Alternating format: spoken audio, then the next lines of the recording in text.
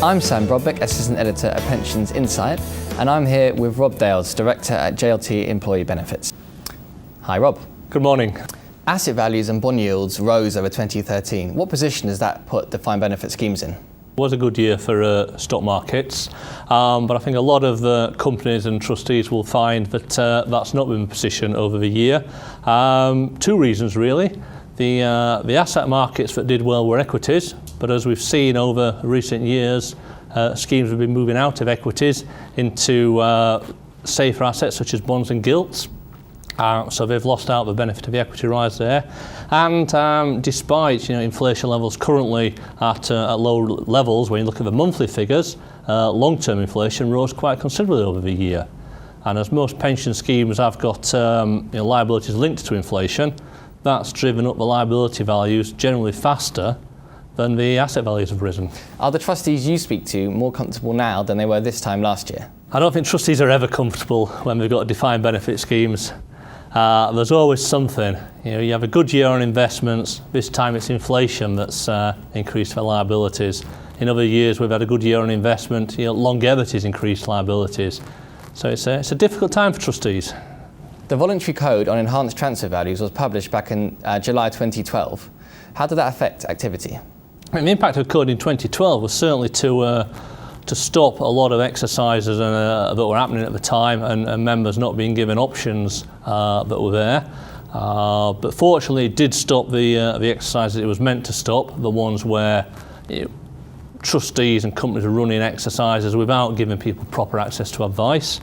So that definitely stopped and we've not seen that re-emerge. So since then the code's achieved what it was meant to achieve. It's brought in a good code and set of practices for schemes to abide by when running exercises.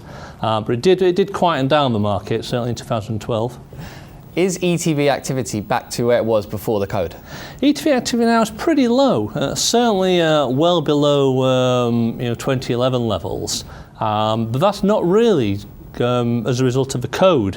What we've seen is ETVs have all been about setting an enhanced transfer value, so an advisor can recommend to a member it could be in their interest to transfer out. That level you need to reach has been increased materially by changes the FSA at the time, now the FCA, have introduced on the assumptions that need to be used by financial advisors. So because the targets are much higher, you need to be offering greater enhancements for members to transfer out, and it's not as attractive for companies.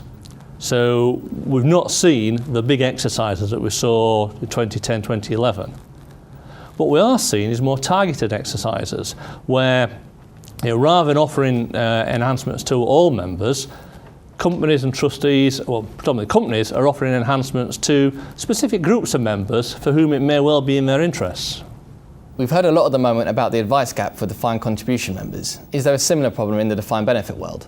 Yeah, I think there is. As you say, we do hear in the papers about defined contribution members reaching retirement and just taking the annuity from the provider and not shopping round where they could get a much higher pension. I think the problem with defined benefit members is they're just taking a pension that the scheme offers, and that's not necessarily a pension suitable for their needs.